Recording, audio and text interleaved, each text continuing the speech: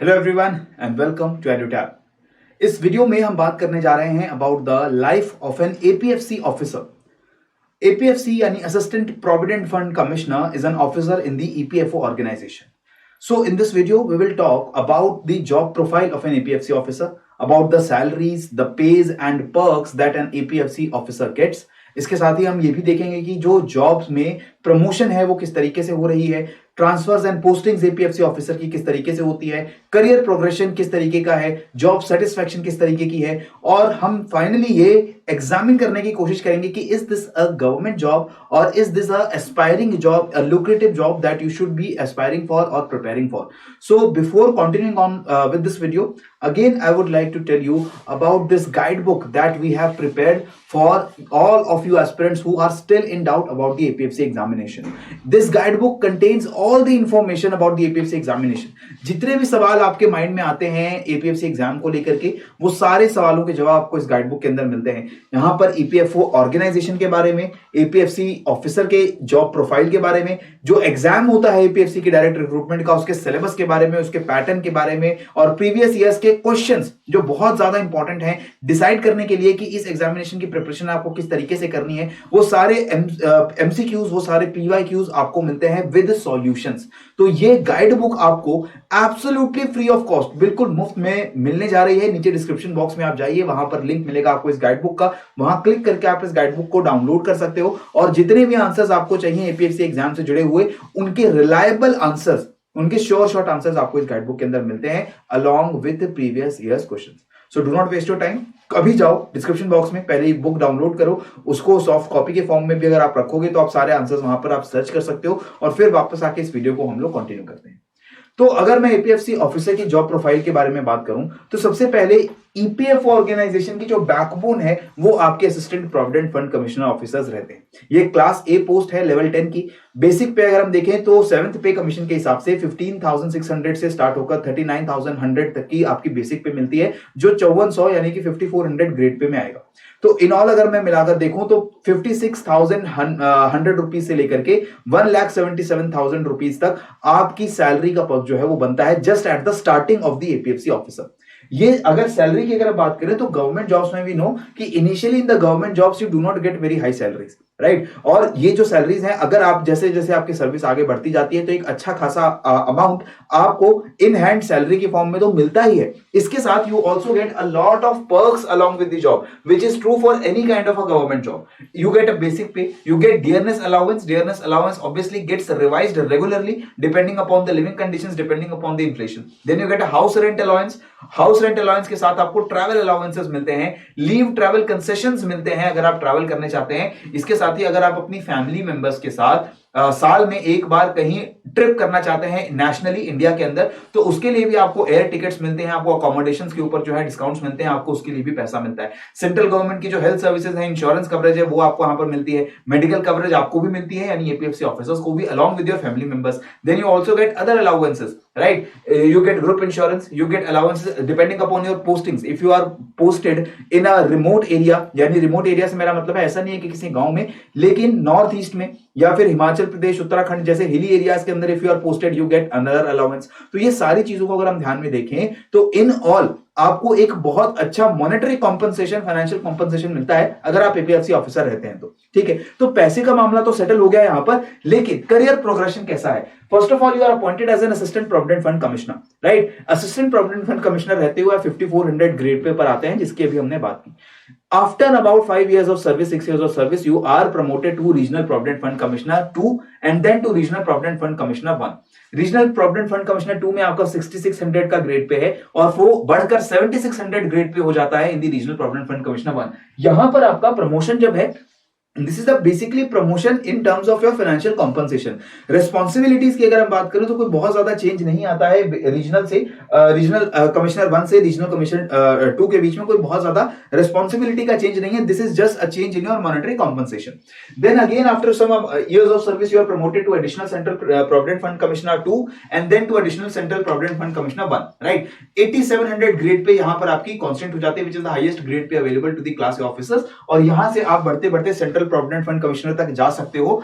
Central PF commissioner obviously is the highest post for the EPFO organisation, यहां तक बहुत कम लोग ही पहुंच पाएंगे, लेकिन still obviously guaranteed you are going to reach the level of additional central provident fund commissioner, right. तो ये जो प्रोग्रेशन है ये बहुत ही ट्रांसपेरेंट मैनर में हो रहा है, अनलेस एंड अनटिल आपके ऊपर कोई एडवर्स एक्यूजेशंस हैं, विजिलेंस के केसेस हैं, या आपकी जो परफॉर्मेंस है वो बहुत ज्यादा खराब है किसी रीजन की वजह से, तब आपका प्रमोशन जो है वो हिंडर होता है। Otherwise if you are performing on a satisfactory level you will be promoted in a timely manner, in a transparent manner, जिसकी पॉलिसी ईपीएफओ की बहुत ज्यादा पब्लिक है, और एक ऑटोमेटेड सिस्टम के द्वारा ये आपका जो प्रमोशन है वो चलता रहता है, ठीक है।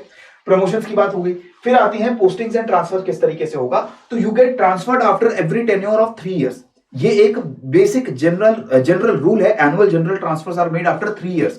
3 years is a tenure. So at one posting you have to spend 3 years, you have to complete one tenure, and after completion of one tenure you are again transferred to some another location. और ये जो transfer होगा this also happens in an automated computerized system, यहाँ पर कोई human intervention बहुत ज्यादा नहीं रहती है, ये आपके जो जनरल एनुअल ट्रांसफर्स हैं, right. So you get a tenure 3 years at one office at one posting and then you are transferred. There are field and non field postings in every 3 tenures, यानी कि हर 9 साल की जो आपकी service है उसमें आपको एटलीस्ट एक नॉन फील्ड और एक फील्ड पोस्टिंग आपको मिलनी ही मिलनी चाहिए। फील्ड पोस्टिंग का मतलब होता है जो भी आपके रीजनल ऑफिसेज हैं वहां पर जो आप फील्ड काम करते हो, यहां पर आप कंपनीज के साथ मिल करके बैठ करके एम्प्लॉयर्स के साथ मिल करके उनके उनका अमाउंट आपको सरेंडर किया जाता है, उनके जो एम्प्लॉयज रहते हैं उनका जो कॉम्पनसेशन आपको दिया जाता है, ये सारी चीजों को आप जज करते हो, इन सारी चीजों को आप देखते हो कि सब सही तरीके से चल रहा है, ईपीएफओ एक्ट की जो प्रोविजंस है उनको सही से इंप्लीमेंट किया जा रहा है, नहीं किया जा रहा है। These all are part of your postings as field postings. लेकिन whenever you are posted at the zonal headquarters, regional headquarters, national headquarters, और you are posted at the training institute, चाहे वो जोनल हो, रीजनल हो या national training institute हो, या फिर आपको ट्रेनिंग के लिए अगर दूसरी जगहों पर भेजा जाए, then it is termed as a non field posting. So obviously you will get in a tenure of 3 years, ऐसे 3 years के 3 टेन्योर्स के बीच में एक नॉन फील्ड और एक फील्ड पोस्टिंग आपको जरूर मिलेगी। So that means you get a variety of experience, field का भी और नॉन फील्ड यानी डेस्क जॉब का भी। फिर बात आती है रीजनल जोन्स में आपकी रोटेशंस होती हैं। After completing 3 tenures, after completing 9 years of service, you will be transfer to another regional zone. For example, the Rajasthan zone is there, then your northern zone is there, then NCR zone is there, then south में अगर आप जाते हैं तो महाराष्ट्र का zone बनता है, 2 zone है महाराष्ट्र के अंदर। तो यहां पर रीजनल जोन के अंदर भी आपकी जो ट्रांसफर है वो होती है हर 3 टेन्योर्स के कंप्लीशन के बाद। ये पूरी ट्रांसपेरेंट पॉलिसी है। प्रमोशंस पे आपका ट्रांसफर होता है whenever you are promoted from assistant provident fund commissioner to regional commissioner 1 और रीजनल कमिश्नर 2, और then you get promoted to central provident fund commissioner. तो हर प्रमोशन के ऊपर आपका ट्रांसफर होगा। Transfers are also made on request, यहां पर आपकी मैनुअल इंटरवेंशन आती है that if you want to be transferred to some another location, और उसके पीछे आपके वैलिड रीजंस हैं, फैमिली रीजंस हो सकते हैं, पर्सनल रीजंस हो सकते हैं, हेल्थ रिलेटेड रीजंस हो सकते हैं, then you will be transferred. अगर आपकी रिक्वेस्ट जेन्युइन है वो भी आपके ट्रांसफर जो है एक्सेप्ट किए जाते हैं। सो पोस्टिंग्स एंड ट्रांसफर्स की बात करें तो बहुत ट्रांसपेरेंट मैनर में हो रहा है। इसके अलावा these transfers they will be happening, they will be happening in all cities, usually urban areas के अंदर, सिटीज के अंदर you will be transferred. There is a very low scope कि आपको रूरल एरियाज में ट्रांसफर किया जाए, क्योंकि ईपीएफओ के जो ऑफिसेज हैं, ईपीएफओ के जो भी फंक्शंस हैं वो अर्बन एरियाज में, इंडस्ट्रियलाइज्ड एरियाज में होते हैं, right, not in your rural area. So you will be posted in major cities across India, so that again is a very good thing. और हर सिटी के अंदर आपको एक मिलता है अच्छा accommodation. Now this is your icing on cake. First of all there is a dynamic nature of job. अगर आप अपनी जॉब प्रोफाइल के बारे में देखेंगे तो आपको रेगुलेटरी फंक्शंस करने को मिलते हैं, आपको क्वासी जुडिशियल फंक्शंस करने को मिलते हैं, आपको ऑडिटिंग करने के फंक्शंस मिलते हैं, और इसके साथ साथ आपको जो विजिलेंस के फंक्शंस होते हैं वो भी आपको करने को मिलते हैं। तो हर टेन्योर में आपको जॉब प्रोफाइल जो है वो चेंज होता रहता है। So basically this is an administrative kind of job, just like in other central services जहां पर आपको अलग अलग तरीके के फंक्शंस मिलेंगे, यहां पर भी आपको अलग अलग तरीके के फंक्शंस मिलते हैं। आपको जो जजमेंट्स हैं, सिटिंग्स हैं, उनमें बैठना पड़ सकता है, आपको एम्प्लॉयर्स और एम्प्लॉई ऑर्गेनाइजेशन के साथ बैठ करके उनका जो भी डिस्प्यूट्स हैं वो रिजॉल्व करने पड़ते हैं, आपको रेड्स मारनी पड़ सकती हैं एम्प्लॉयज के ऑफिसेज पर, एम्प्लॉयर्स के ऑफिसेज के ऊपर, ये देखने के लिए कि क्या उनके अकाउंट सही से मेंटेन हो रहे हैं और क्या वो जो कॉम्पनसेशन प्रोवाइड कर रहे हैं to the EPFO as a contribution for the pension, क्या वो सही से हो रही है या नहीं हो रही है। ये सारे फंक्शंस आपके जॉब नेचर को बहुत एक्साइटिंग और डायनामिक बनाते हैं। फिर वैरायटी है वर्क प्रोफाइल के अंदर, as I told you. Next low political interference, because there is not much scope for political interference other government jobs में। अगर आप देखें, if very high profile jobs like in IAS, IPS, IRS, the political interference is very much there. Similarly, if you are even posted in your public sector banks, there is a good political interference there. वहां पर भी आपके ऊपर political pressures रहते हैं अलग अलग reasons की वजह से। अर्बन और रूरल लोकल बॉडीज में भी अगर आप पोस्टेड होते हैं, then again you are under political pressure. But in EPFO, because this is very very vital to the economy and vital to the workers interest, यहां पर पॉलिटिकल इंटरफेरेंस अगर आप देखेंगे तो बहुत कम होता है। तो इस वजह से आपका जो वर्क है वो और ज्यादा सेटिस्फाइंग होता है और ज्यादा स्ट्रेस फ्री होता है। And there is also opportunity for higher studies. अगर आपका करियर प्रोग्रेशन अच्छा जा रहा है and you are excited enough and you are motivated enough to continue your higher studies, then your higher studies are also provided for in this organisation. So there is a good scope for personal growth as well. तो ये again सारी चीजें मिलकर के बताते हैं कि APFC और ईपीएफओ के अंदर अगर आप जॉब करने जा रहे हैं तो ये अपने आप में बहुत अच्छा करियर हो सकता है। And if you are searching for a job और if you are looking to change your career, to change your job profile, then this is a very exciting opportunity for you. APFC से जुड़े हुए और इसके exam से जुड़े हुए जो भी आपके क्वेश्चंस हैं, all these questions are answered in this targeted workshop where we tell you about the 6 steps through which you can dominate your APFC exam. This workshop has a very limited number of seats, so go to the description box. There you will find a link where you can register yourself for this workshop, and we guarantee that in this workshop all your questions related to APFC examination will be answered. And in addition to this EPFO, for the EPFO APFC examination, we have also launched 3 courses. These courses are Master Pack, Test Series Plus and Test Series courses. In the Master Pack, obviously you get all the components related to the exam. जितने भी chapters आ रहे हैं, जितने भी components आ रहे हैं, उनकी video lectures, handouts आपको टेस्ट सीरीज के साथ मिलते हैं।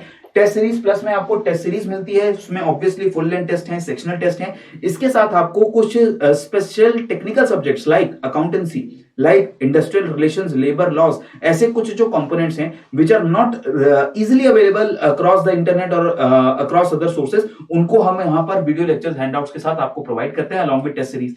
If you only want the test series, sectional and full length test, then we have test series also for you. ये टेस्ट सीरीज भी आपके लिए अवेलेबल है। तो ये अलग अलग 3 कोर्सेज हैं। इनके बारे में अगर आप और जानकारी चाहते हो तो नीचे डिस्क्रिप्शन बॉक्स में आपको स्टार्टर पैक्स मिल जाते हैं। वो एक तरीके से डेमो पैक्स हैं जहां पर आप फ्री ऑफ कॉस्ट ये देख सकते हैं कि इन कोर्सेज की क्वालिटी क्या है and whether you have to subscribe this or not, right? So this is all from my side in this video. I hope you enjoyed this. If you found this video informative, please like this video and also share with your other fellow aspirants. पढ़ते रहो, बढ़ते रहो। जय Hind and जय भारत।